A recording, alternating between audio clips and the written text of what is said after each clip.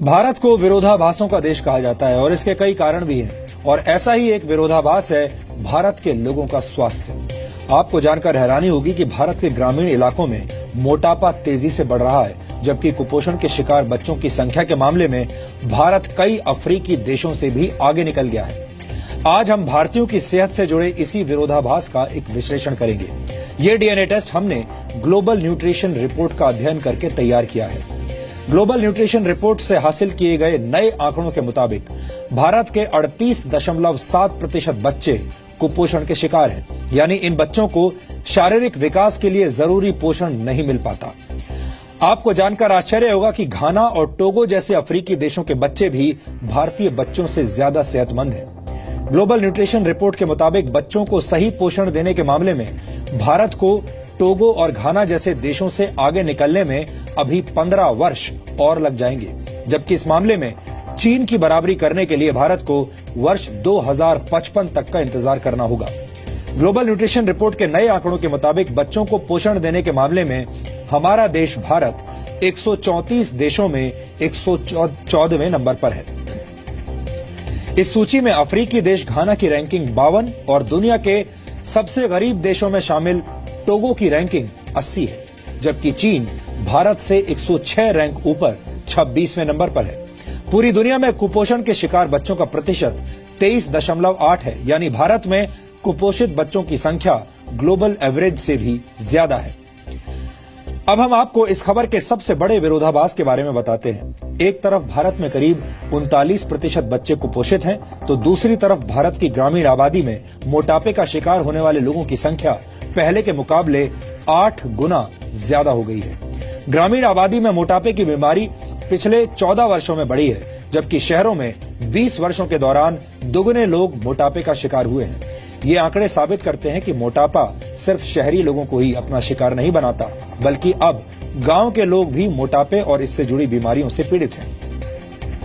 Global nutrition report में यह भी कहा गया है कि भारत में जिन परिवारों का कोई ना कोई सदस्य दिल की बीमारी से पीड़ित है, उन परिवारों की 30% आमदनी बीमारी के इलाज में खर्च हो जाती है। इस रिपोर्ट के मुताबिक भारत में दिल से जुड़ी बीमारियों के इलाज में आने वाला खर्च भी 58% तक बढ़ गया है। इन आंकड़ों से साफ है कि भारत को आगे बढ़ने के लिए जिस तरह से ऊर्जा की जरूरत है, उसी तरह भारत के लोगों को आगे बढ़ने के लिए सही पोषण की जरूरत है। भारत की ऊर्जा जरूरतें तो एनएसजी यानी न्यूक्लियर सप्लायर्स ग्रुप जैसे समूहों में शामिल होकर पूरी हो जाएंगी, लेकिन भारत के बच्चों को सही पोषण देने के लिए एक और एनएसजी यानी न्यूट्रिशन सप्लायर ग्रुप बनाना होगा, ताकि देश का कोई भी बच्चा भूखा और कुपोषित न हो।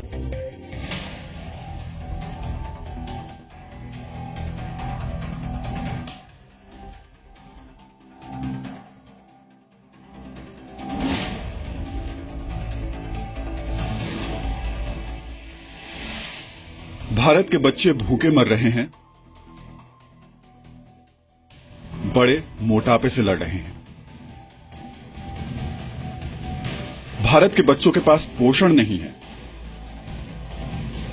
तो मोटापे से लड़ने का प्रिकॉशन भी भारत के लोगों के काम नहीं आ रहा है। भारत की जनसंख्या में 14 वर्ष तक के बच्चों की संख्या करीब 50 करोड़ है। इन बच्चों को भारत का भविष्य कहा जाता है, लेकिन आपको जानकर हैरानी होगी कि इनमें से करीब 40% बच्चों को ठीक से 2 वक्त का भोजन भी नसीब नहीं हो पा रहा है। ग्लोबल न्यूट्रिशन रिपोर्ट के मुताबिक भारत के 38.7% बच्चे कुपोषण का शिकार हैं, यानी 0 से 14 वर्ष के 19 करोड़ बच्चे ना तो ठीक से पोषण ले पा रहे हैं और ना ही उनका सही शारीरिक विकास हो पा रहा है। जाहिर है, कुपोषण की बुनियाद पर भविष्य के भारत का मजबूत निर्माण नहीं किया जा सकता। ग्लोबल न्यूट्रिशन रिपोर्ट के मुताबिक भारत में पिछले 10 वर्षों में बच्चों के कुपोषण में काफी कमी आई है, लेकिन अब भी इस मामले में भारतीय बच्चों की स्थिति अफ्रीकी देशों जैसे टोगो और घाना से भी बुरी है। छोटे बच्चों को जरूरी पोषण देने के मामले में भारत 134 देशों की सूची में 114वें नंबर पर है। मिड डे मील जैसी योजनाओं ने हालात बदले जरूर हैं, लेकिन इस दिशा में भारत को अभी भी काफी लंबा सफर तय करना है। या कुपोषण का नाम लेते हैं तो हमारे दिमाग में सीधे वो जाता है जो कि यहाँ पर 30 साल पहले हुआ करता था कि खाने को नहीं मिलता था एंड दुबले पतले बच्चे होते थे। और अब कुपोषण जो है वो एक दूसरी डायरेक्शन में जा रहा है। मैल न्यूट्रिशन का असली मतलब होता है कि मैल न्यूट्रिशन, कि न्यूट्रिशन का बैलेंस नहीं होना। अब ऐसी बहुत कंट्रीज हैं जहां पर अभी भी 30 साल पुरानी प्रॉब्लम्स हैं। इंडिया में अब दोनों प्रॉब्लम्स हैं। कुछ एरियाज तो ऐसे हैं जहां पर लोगों को खाने को नहीं मिल रहा है, कुछ एरियाज ऐसे हैं जहां पर बहुत ज्यादा खाने को मिल रहा है और उससे मैल न्यूट्रिशन हो रहा है।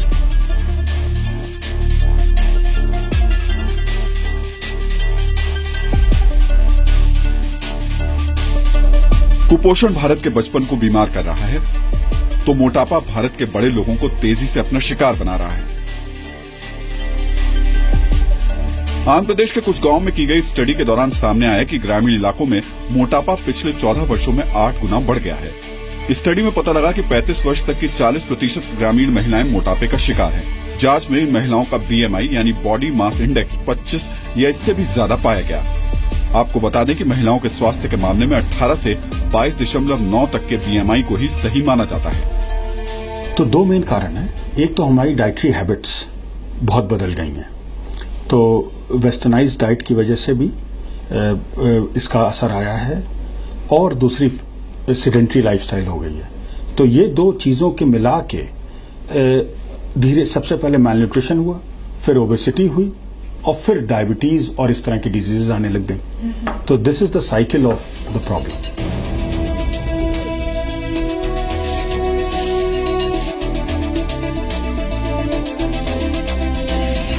यानी भारत का भविष्य ठीक से खा नहीं पा रहा और वर्तमान अपने खाने पीने की आदतों की वजह से ठीक से काम नहीं कर पा रहा। भारत के पास इस वक्त दुनिया की सबसे बड़ी वर्कफोर्स है, लेकिन जब तक भारत के लोगों का स्वास्थ्य सही नहीं होगा, हम इस वर्कफोर्स को भी ठीक इस्तेमाल नहीं कर पाएंगे। ब्यूरो रिपोर्ट, जी मीडिया। किसी भी देश के युवा उस देश की सबसे बड़ी शक्ति होते हैं। भारत को सबसे युवा देश माना जाता है। भारत की 41% आबादी की उम्र 20 साल से कम है, लेकिन अगर हमारे युवाओं की इतनी बड़ी आबादी कुपोषित और बीमार होगी और अस्पतालों में पड़ी रहेगी, अस्पतालों में अपना इलाज कराती रहेगी, तो हमारा देश कभी भी आगे नहीं बढ़ पाएगा और सुपर पावर बनना तो लगभग हमारे लिए नामुमकिन हो जाएगा।